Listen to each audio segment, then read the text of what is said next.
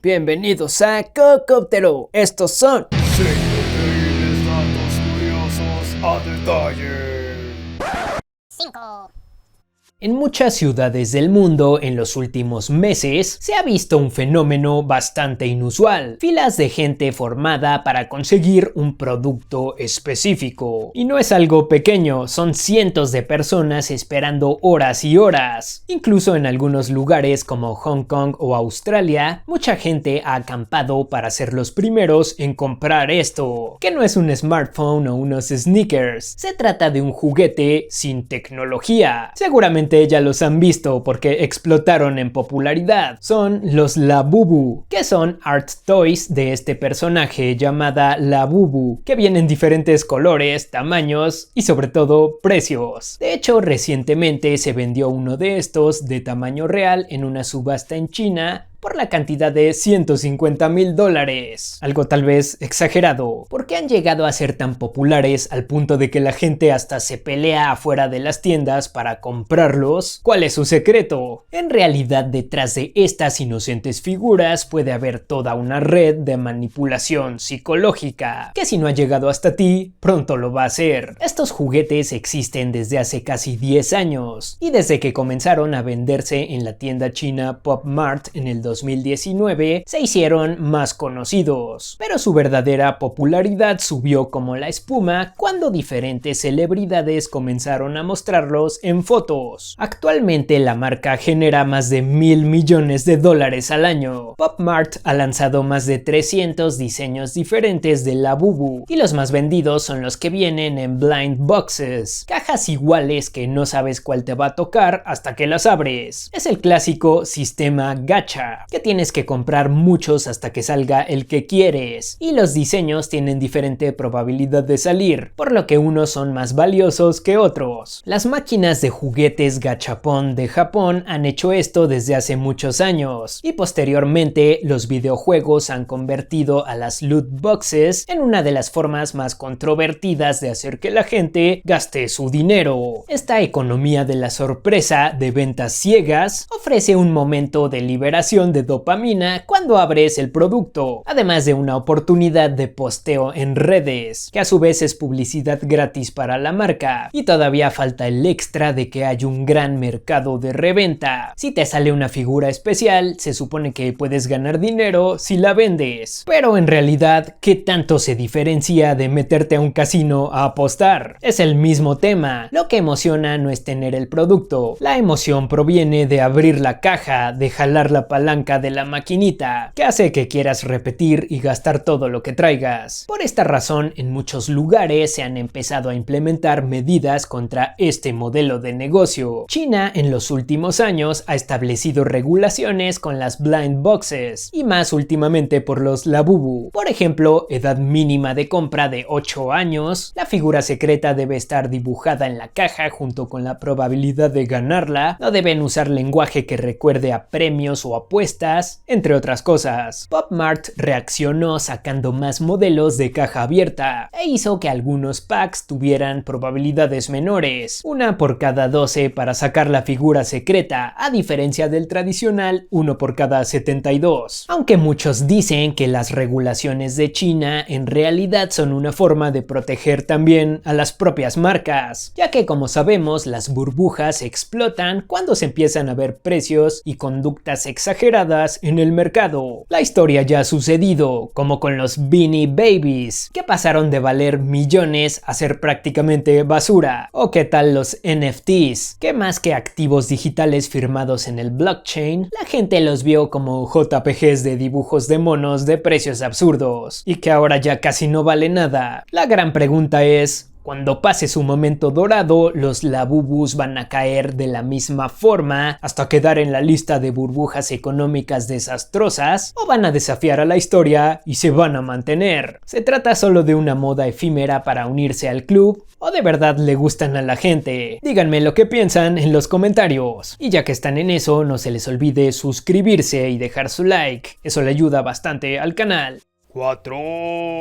Imagina que tu sueño es abrir un café y ser barista. Durante años y años ahorraste para poner tu negocio y por fin logras abrirlo, todo va muy bien. Hasta que un día ves a unos cuantos pasos en un local un anuncio que dice nuevo café, próxima apertura. Abren otro café junto al tuyo y también es de una persona igual de entusiasmada que tú. O peor aún, el café que abren es un Starbucks. La peor pesadilla se hace realidad. Esta situación significa quiebra segura, te van a quitar a todos tus clientes. ¿Deberías acaso ir a ponerle una reseña de 1 estrella y decir que había un ratón en tu caramel macchiato? Pues no, de hecho hasta puede ser algo bueno. Hay todo un estudio sobre estas cosas y explica por qué siempre las tiendas o restaurantes rivales suelen ponerlos uno junto al otro, algo que a primera vista puede parecer absurdo. Se llama teoría de Hotelling, porque un economista llamado Harold Hotelling la formuló, dando un ejemplo de unos vendedores de helado en una playa, pero aquí la vamos a ver con un McDonald's y un Burger King, en un rectángulo que se supone que es un centro comercial con entradas en los dos lados. McDonald's toma el local del lado izquierdo y Burger King el del lado derecho. Así cada quien tiene su territorio y pueden atraer a los clientes que entren por los diferentes lados sin afectarse. Pero como la meta eterna de este tipo de negocios es maximizar las ganancias, Burger King empieza a sospechar que entra más gente del otro lado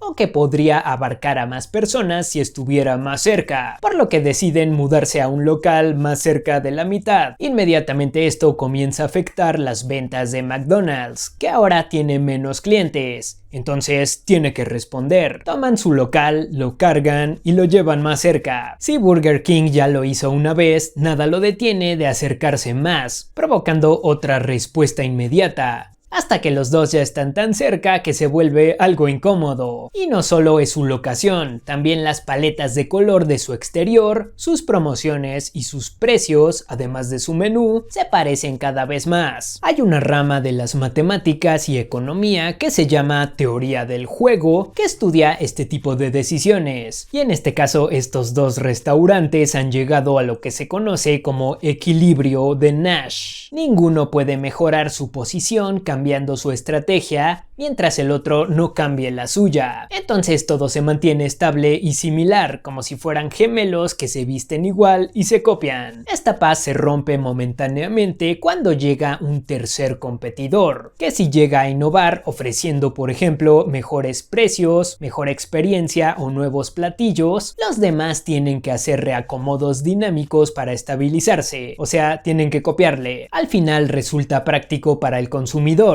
porque no tienen que estar recorriendo mucho camino para ver diferentes opciones. Ya saben que todas están en un solo lugar, en racimos o clusters comerciales. A muchos les ayuda a integrarse o incluso a subir su prestigio. Si tú pones tu tienda nueva junto con una que ya tiene reputación, la gente va a asignarles valor similar psicológicamente, solamente por su cercanía. Claro que no en todos los mercados aplica lo que vimos. Por ejemplo, prácticamente nunca ves dos o más funerarias juntas, o dos hospitales compitiendo por la gente que pasa por ahí. O claro, negocios que son muy especializados en general, como por ejemplo tiendas de modelos a escala de trenes, restaurantes de lanzamiento de hachas o museos de cera, lugares que seguramente nunca vas a ver dos de esos juntos. Y en el otro extremo están los que exageran en esto, poniendo juntas dos de sus propias tiendas aunque compitan entre ellas, en una especie de autosabotaje estratégico, como 7-Eleven, que su propósito es acaparar zonas, en su caso evitar que pongan Oxxos u otras tiendas similares. O qué tal los centros comerciales en donde hay más de un Starbucks, que ponen uno cerca de la entrada para los que quieren tomar algo para llevar en lo que pasan por ahí y otro adentro en el primer piso para los que quieren sentarse. Para algunas marcas saturar es lo mejor aparentemente. Entonces en el caso de tu café vas a tener que competir contra los demás cafés que estén cerca, copiando y superando las promociones, los precios y la calidad. Pero eso no significa que sea algo malo, al contrario, hasta puede ser beneficioso, aunque sabemos que si hubieras puesto un restaurante de lanzamiento de hachas, te iría mejor. Pero a fuerza querías tener un café, ¿verdad? 3. Existen unas zonas muy pequeñas en el mundo en donde por alguna razón hay una proporción inusual de gente que pasa de los 100 años de edad y siguen con vitalidad haciendo actividades físicas y mentales cotidianas. Son las llamadas Blue Zones o zonas azules, un concepto que se volvió muy famoso y a cada rato puedes verlo aparecer en los sitios de noticias. Pero fuera de todo clickbait, ¿qué tan real es esto? ¿De verdad nacer en una de estas regiones tan pequeñas te da una especie de ventaja sobre todos los demás humanos? Les voy a decir la verdad sobre todo esto. El concepto de las Blue Zones surgió cuando hicieron un estudio en Cerdeña, Italia, donde se encontraron 13 centenarios por cada 100.000 habitantes, gente de más de 100 años, un número bastante alto. A partir de esto, Dan Buettner, un escritor estadounidense, investigó y encontró otras regiones similares: Okinawa en Japón, la península de Nicoya en Costa Rica, Icaria en Grecia y Loma Linda, California. Tiempo después se sabría que la última, Loma Linda, fue agregada porque al hacer un artículo sobre este tema, el editor le sugirió a Buettner que debería haber una de estas zonas en Estados Unidos. Así los lectores se sentirían más identificados. Y después, cuando escribió un libro sobre este tema, Loma Linda siguió apareciendo. Un poco arbitrario, pero bueno. Lo que caracteriza a estos lugares es que suelen ser pueblos o ciudades pequeñas con poca contaminación y estrés. La gente lleva vidas activas cerca de la naturaleza, camina habitualmente y no comen alimentos ultraprocesados. La dieta está basada en vegetales y es baja en carnes rojas, similar a la dieta mediterránea. Además destacan por sus fuertes lazos comunitarios, actividades sociales y en general un enfoque en la convivencia, todo lo contrario de las grandes ciudades. Sin embargo, resulta difícil pensar que la gente que vive así, siguiendo los hábitos que mencioné, se encuentran exclusivamente en estos lugares específicos, como que algo no cuadra. Solo basta con analizar más a fondo estas zonas azules para saber la realidad. En el caso de Cerdeña, Italia, los registros históricos de nacimientos solo se empezaron a llevar de manera formal hasta los primeros años del siglo XX, y Okinawa, Japón, perdió muchos documentos oficiales durante la Segunda Guerra Mundial, por lo que muchos se tuvieron que hacer de nuevo con información autodeclarada de la gente. En Japón también ocurrió un escándalo muy sonado en la década del 2010, en donde el gobierno estuvo rastreando a los llamados supercentenarios del país, es decir, la gente con más de 110 años de edad, y en muchos casos se dieron cuenta que se trataban de personas que no tenían registrada su acta de defunción, en algunos casos hasta a propósito para que sus familias siguieran cobrando la seguridad social, o simplemente porque nadie lo hizo. Esto llevó a una investigación donde se descubrieron las irregularidades en muchas oficinas de registros, incluyendo Okinawa, en donde, por cierto, de acuerdo con estadísticas de los últimos años, la salud y la calidad de vida de la población ha bajado, comparada con otras prefecturas en Japón. Pasó casi a los últimos lugares. El caso de Nicoya, Costa Rica es similar. Estilo de vida saludable, buen clima y todo eso, pero registros civiles deficientes. Lo que sí aumentó fue la concentración de turistas, que llegan de todos los rincones del mundo tratando de investigar el secreto de la longevidad. Con esto es suficiente para desmentir todo el concepto de las zonas azules. No necesariamente, solo no hay que limitarse a unas zonas tan pequeñas, ni creer que la gente que vive ahí son unos hechiceros mágicos inmortales. En realidad, toda la gente puede tener en cierta forma su propia zona azul, tan solo haciendo unos cuantos cambios en sus hábitos. Y si toda esta marca de las Blue Zones, incluyendo su autor, pueden inspirar a personas a buscar un mejor estilo de vida, entonces no tiene por qué ser algo malo. Me faltó abordar muchos temas aquí, como la genética y la gente que está activamente buscando, mediante tecnología, llegar a ser inmortales, alcanzar la velocidad de escape de la longevidad. Pero esto tendrá que ser para otro video. Coméntenme qué opinan y si les gustaría que hablara de todo eso.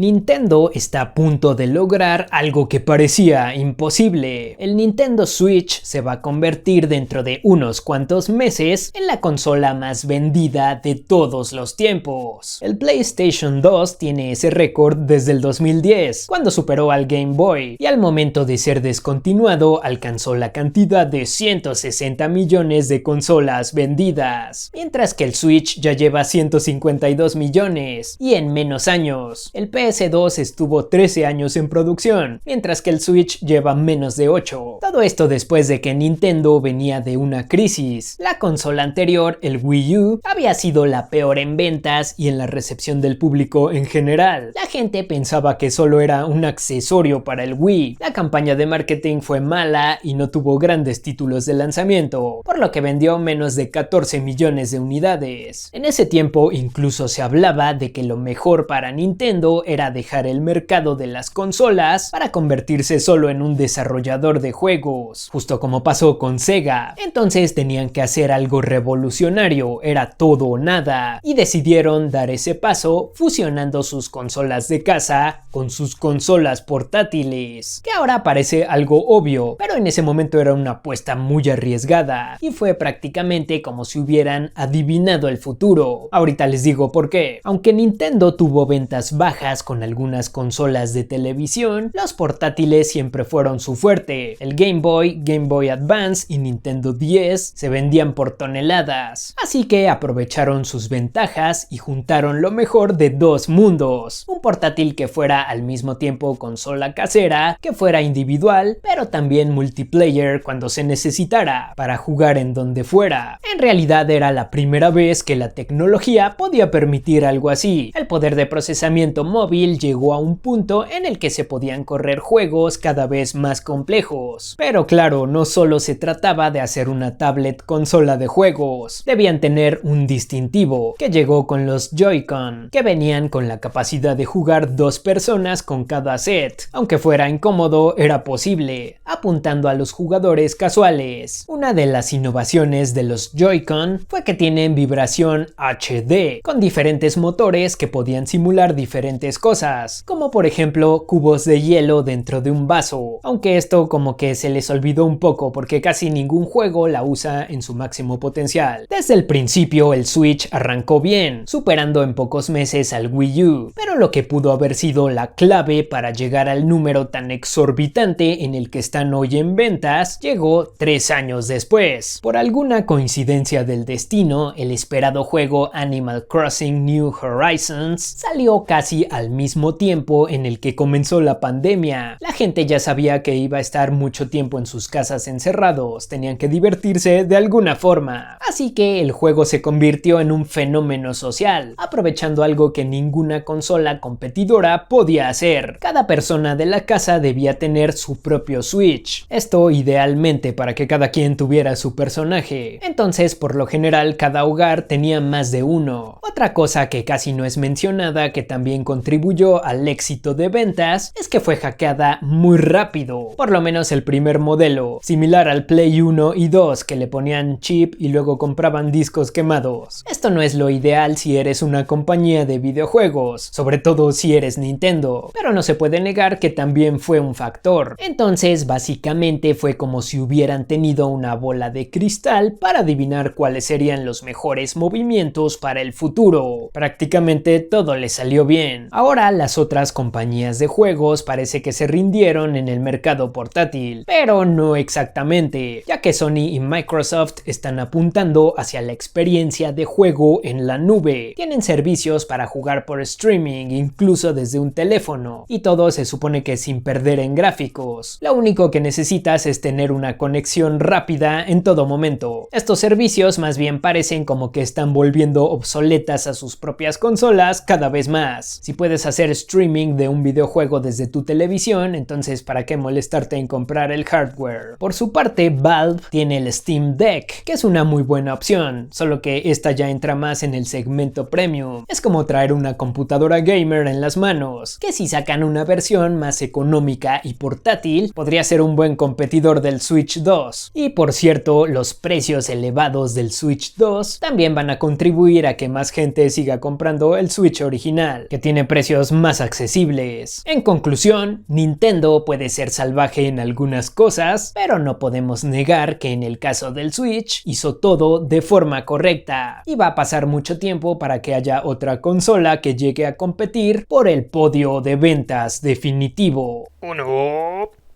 No hay nada más armonioso y elegante en la madre naturaleza que un frondoso árbol, que además de todo es noble y no le hace mal a nadie. Al contrario, sirve como hogar de muchas criaturas que viven felices. Pero siempre hay una manzana podrida en todas las familias, la oveja negra o la piedrita en el zapato. Y es que hay un tipo de árbol que es malvado, y hasta parece que lo disfruta. Tiene comportamientos que no se ven en ningún otro árbol. Esta especie crece en islas tropicales del Océano Índico y Pacífico, especialmente en islas coralinas como Kiribati, Maldivas, Seychelles, y se llama el árbol mata aves o el árbol atrapa aves. La característica principal que tiene este árbol, que puede medir hasta 20 metros de alto, son sus semillas pegajosas. Se supone que las frutas existen para atraer a los animales, que se las comen con todo y semillas y luego las esparcen por todos lados. Los animales se nutren y todos obtienen una recompensa. Lo diferente de las semillas de este árbol es que se pegan. Están cubiertas de una sustancia como engrudo, como pegamento o slime. Así, cuando un ave marina hace su nido ahí cerca, se le van pegando las semillas a las plumas. Esto sirve para repartirlas en otros lugares. El problema es que son muchas y se van acumulando. Cuando un ave tiene demasiadas semillas pegadas, llega un momento en el que ya no puede volar, cae al suelo y se queda ahí para siempre, o se convierte en comida para depredadores. El árbol, como dicen en TikTok, lo desvivió indirectamente, o sea, lo mató. Y por si no estaba seguro de la maldad de este árbol, cuando un ave cae en la zona cercana a sus raíces, se descompone y se convierte en abono, lo que hace que el suelo sea más fértil y que crezca mejor. Prácticamente es como si se comiera a las aves. La selección natural hizo que este árbol pareciera más bien un carnívoro, aunque técnicamente no lo es porque no digiere a sus víctimas, a diferencia de otras plantas que sí lo hacen en serio, pero esas prefieren comer insectos más bien. Recientemente se descubrió que no es la única planta que atrapa aves. Hay por lo menos otra especie que crece en Puerto Rico que funciona de forma similar. Y hablando de esto, hay otra planta que sería una excelente compañera o tal vez rival del árbol atrapa aves, porque digamos que también tiene la maldad. Se trata de la planta vampiro o cuscuta. Estas plantas trepadoras o enredaderas ni siquiera son verdes, y es que no tienen clorofila, no hacen fotosíntesis. Todos sus nutrientes los obtienen de salvia de otros organismos. Se va enroscando en otras plantas, las perfora y les roba el agua y nutrientes. Además, ahí se queda viviendo pegada a la planta original, esparciéndose. Lo más interesante que tiene y que ha sido objeto de estudios científicos es que la enredadera puede compartir virus, ácido ribonucleico e información en general, como si fuera una fusión, en este caso involuntaria. Eso quiere decir que incluso llega a leer o modificar los genes de la plantita original, y luego hasta puede formar una red cuando está integrada a diferentes especies, mandando señales químicas, por ejemplo, para defenderse de herbívoros. Es una cosa muy extraña que solo nos recuerda que no sabemos nada de la naturaleza, que no deja de sorprendernos. Entonces sería interesante ver qué pasa si se encuentra una planta vampiro con un árbol atrapa aves. No sé qué sucedería en ese caso. ¿La planta vampiro convencería al árbol de tratar mejor al reino animal? ¿O tal vez lo ayudaría a cazar de mejor forma a las aves y compartir los nutrientes? ¿Qué opinan ustedes? Déjenme un comentario. No olvides dejar tu suscripción para más datos curiosos a detalle. Dale click a la campanita y deja pulgar arriba. Datos curiosos a detalle. Cocoptero.